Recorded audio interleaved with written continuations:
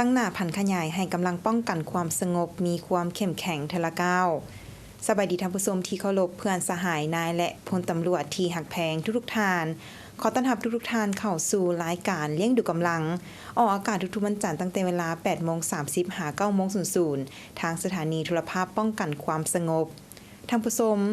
ในทุกๆวันจันทร์รายการของพวกเฮาแม่นจะนำเสนอผลงานและเวียกงานการเคลื่อนไหวภายในกรมใหญ่พระธิการการพัฒนาบรรดากรมกองการสร้างเศรษฐกิจครอบครัวตั้งแต่ศูนย์กลางลงฮอดท้องถิ่นบ่ว่าจะเป็นการปลูกฝังเลี้ยงสัตว์และการค้าขายก็ล้วนแต่เป็นการสร้างและรับเข้าสู่ครอบครัวอีกทางหนึ่งท่านผู้ชมเวียกงานพระธิการแม่นเวียกงานหนึ่งที่สำคัญจำเป็นและขาดบ่ได้ของกำลังป้องกันความสงบในการสุขยู่อำนวยความสะดวกสนองงบประมาณด้านต่างๆเครื่องอุปโภคบริโภควัตถุอุปกรณ์เทคนิคพาหนะหับไส้อาวุธยุทโธปกรณ์น้ำมันเสื้อไฟก่อสร้างปรับปรุงเคหสถานทำการผลิตธุรกิจยาปพยาธิตลอดฮอดเวียกงานบริการรักษาความปลอดภัยเพื่อให้กำลังป้องกันความสงบเฮ็ดสำเร็จหน้าที่การเมืองในแต่ละระยะและสำหรับระยะทำอิฐนี้ทางรายการของพวกเราจะให้บรรดาท่านได้ไปรับชมบทการปฏิบัติหน้าที่บริการรักษาความปลอดภัยระยะ1 ปีผ่านมาของรัฐวิสาหกิจบริการความปลอดภัยรายละเอียดจะเป็นแนวใดนั้นเชิญบรรดาท่านไปติดตามรับชม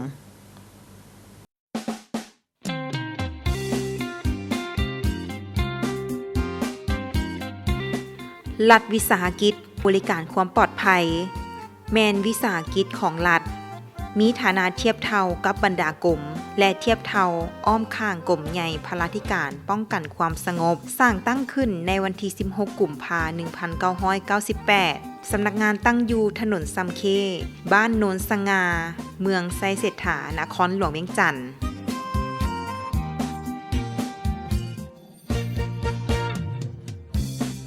มีภาระบทบาทเฮ็ดหน้าที่บริการรักษาความปลอดภัยป้องกันทรัพย์สินให้แก่ผู้ใช้บริการตามสัญญาอยู่บรรดาบริษัทสำนักงานของรัฐเอกชนสถานทูตโรงจักรโรงงานเฮือนพักโรงแรมธนาคารโครงการเขื่อนไฟฟ้าทางรถไฟบ่อคำและอื่นๆ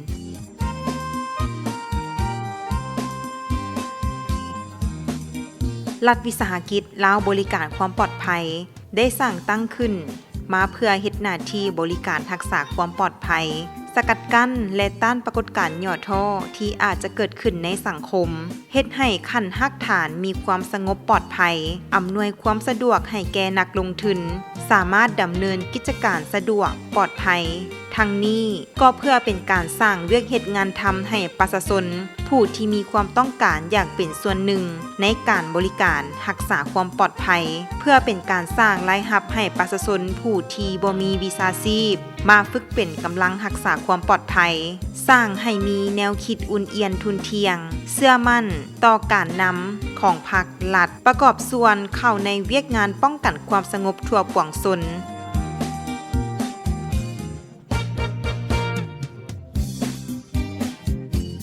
รัฐวิสาหกิจลาวบริการความปลอดภัยมีคณะอำนวยการ3สหายมี4แผนกขึ้นกับคือแผนกจัดตั้งบริหารแผนกแผนการตลาดแผนกคุ้มครองบรรษากำลังการบริการลูกค้าและแผนกบัญชีการเงินการจัดตั้งปฏิบัติเวียกงานตลอดระยะ1 ปีผ่านมารัฐวิสาหกิจลาวบริการความปลอดภัยได้เคลื่อนไหวปฏิบัติหน้าที่การเมืองของตนตามภาระบทบาทถูกต้องสอดคล้องกับระเบียบกฎหมายรับประกันการบริการรักษาความสงบความปลอดภัยป้องกันทรัพย์สินให้แก่ผู้ใช้บริการตามสัญญาได้ดีพอสมควร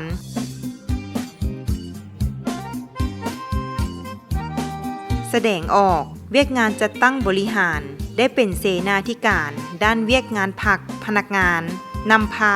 ซี้นำบรรดาหน่วยงานในขงเขตรับผิดชอบเอาใจใส่ปฏิบัติหน้าที่ตามภาระบทบาทของตนติดตามการนำไส้พาหนะไฟฟ้าน้ำประปาภายในสำนักงานหอพักเป็นปกติฝึกอบรมวีซ่าเฉพาะให้กำลังใหม่เป็นประจำค้นคว้าหลักสูตรฝึกอบรมเพื่อแทดเหมาะกับสภาพตัวจริงแต่ละระยะ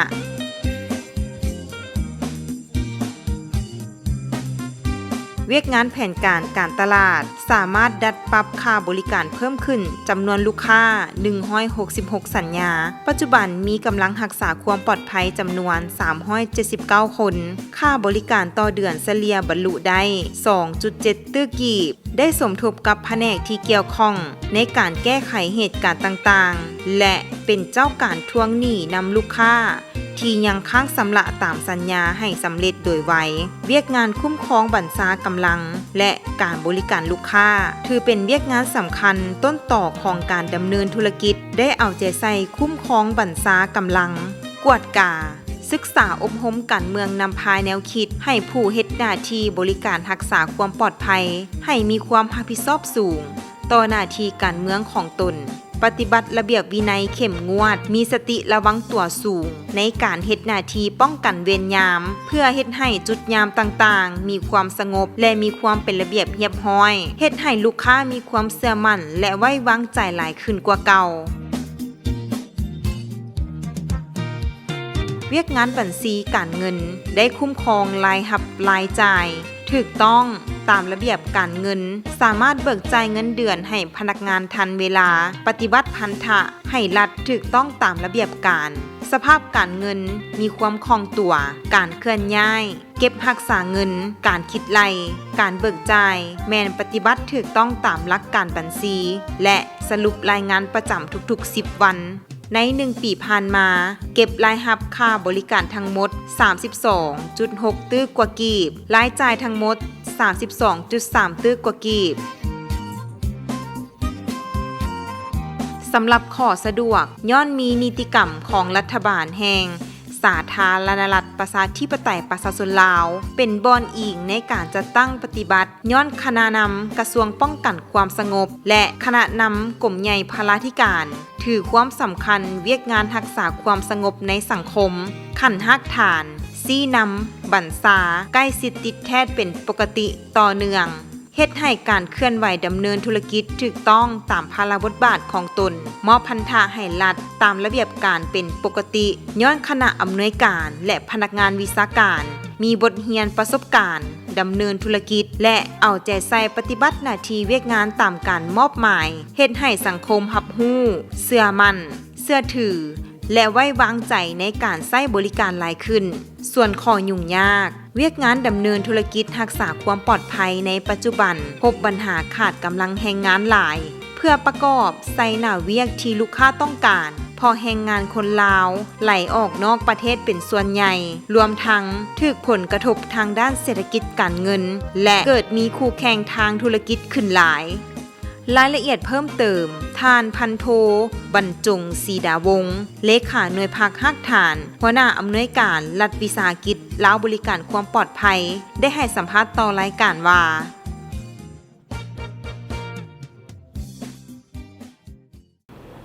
ข้าพเจ้าพันโทบรรจงศรีดาวงศ์เลขาหน่วยภาคฮักฐานรัฐวิสาหกิจบริการความปลอดภัยกรมใหญ่ปฏิการป้องกันความสงบรัฐวิสาหกิจบริการความปลอดภัยกรมใหญ่ปฏิการป้องกันความสงบสถานที่ตั้งอยู่ถนน 3K บ้านโน่นสง่าเมืองไส้เสถานครหลวงเวียงจันทน์เบอร์โทรศัพท์0214619022 การจัดตั้งปฏิบัติเวียกงานเฉพาะใน1ปีผ่านมารัฐวิสาหกิจบริการความปลอดภัยแม่นหัวหน่วยวิชาเฉพาะหนึ่งที่ขึ้นกับกรมใหญ่ปฏิการป้องกันความสงบเป็นการจัดตั้งธุรกิจหนึ่งในฐานะนิติบุคคลที่เฮ็ดหน้าที่วิชาเฉพาะให้บริการรักษาความปลอดภัยความสงบความเป็นเรียบร้อยให้แก่บุคคลนิติบุคคลและการจัดตั้งเพื่อสอกแรงรายรับเข้ารัฐเข้ากระทรวงกรมกองตนเองและทั้งเป็นสอกเวียกเฮ็ดงานทำให้พนักงานพ่อแม่ประชาชนทั่วสังคมมีเวียกเฮ็ดงานทำภายในประเทศของเฮาบอนอิงแม่นอิงใส่บรรดานิติกรรมระเบียบกฎหมายต่างๆของขันทึงโดยเฉพาะแม่นมีลำดับว่าด้วยวิสาหกิจรักษาความปลอดภัยฉบับเด็กที่138/ดบลงวันที่02เดือน3 2020ซึ่งเป็นเงื่อนไขในทางแห่งในการดำเนินธุรกิจเวียกงานเฉพาะใน1ปีผ่านมามีผู้มาใช้บริการหลายภาคส่วนในทั่วสังคมเช่นจากบรรดาสถานทูตจำนวนหนึ่งองค์การจัดตั้งสากลจำนวนหนึ่งธนาคารบรรดาบริษัทห้างห้าง ต่างๆรวมประมาณ100ป้าย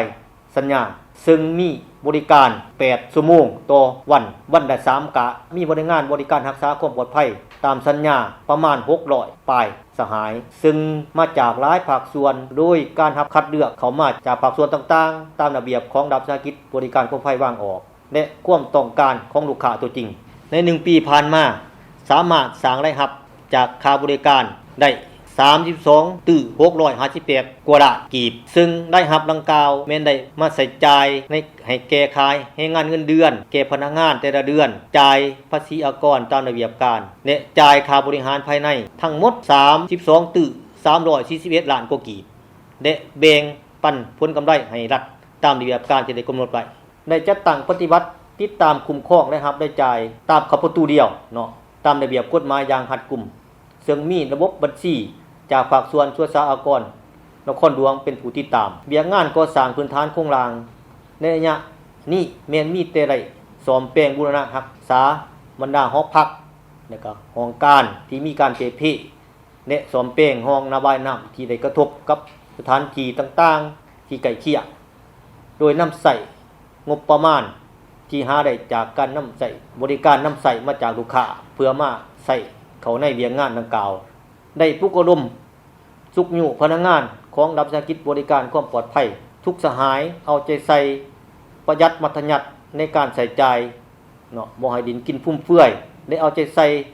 ในการสร้างสถาบันครอบครัว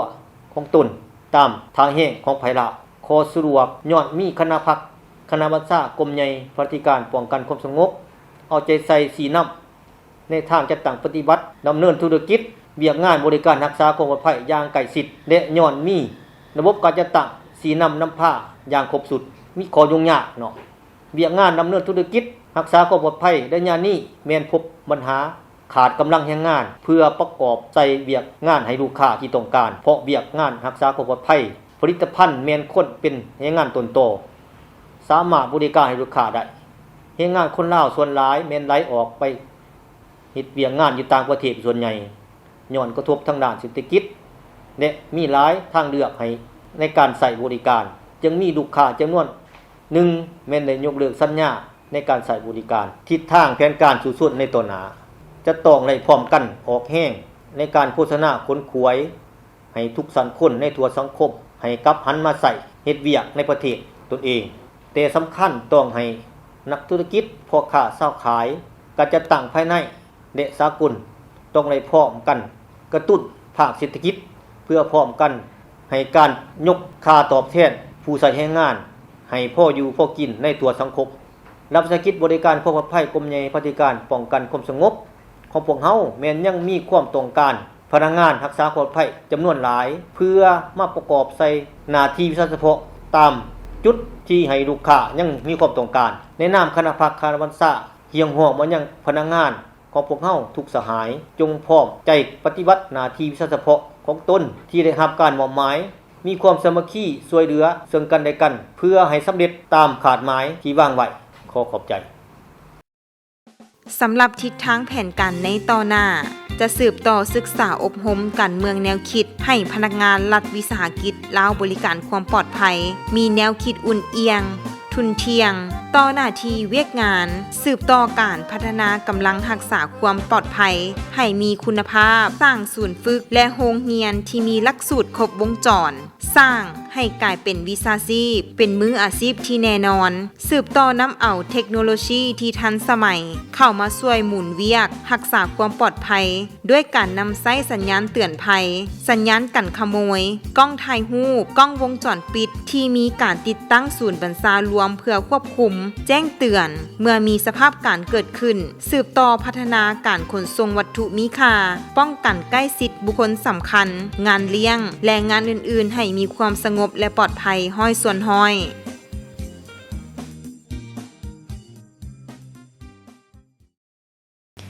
ท่านผู้ชมที่ทานได้รับชมไปแล้วนั้นแมนรายละเอียดต่างๆที่ทางรายการของพวกเราได้นำเสนอให้บรรดาทานได้รับชมกัน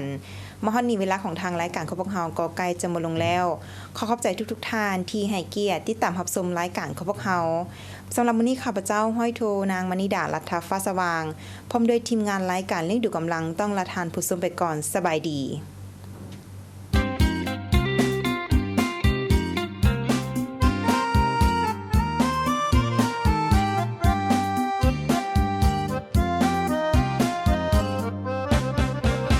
จพลาเบิ่งแย่งการกินอยู่ผมกองรวมหมู่ให้ความรู้ด้านภาลาเวียงานสุขาต้องมีความขยันเวียขับไซป้องกันให้ฮับประกันหอบด้านเมื่อซาต้องการตำรวจพลาต้องไปก่อนไปกวดกาเบิ่งบอนสถานที่บอนเฮ็ดเวียกเฮ็ดงานพลาธิการเฮ็ดหน้าที่ประสานคุ้มครองสำนักงานเพื่อนสารในที่ดินตำรวจพลาเป็นกำลังกองนนเฝ้าเรื่องเพิ่มพูนการผลิตได้อยู่กินเวียกงานพลายังบ่จบสิ้นมีหน้าที่ปกป้องทรัพย์สินเพื่อพื้นเป็นดินเราให้ห่มเย็น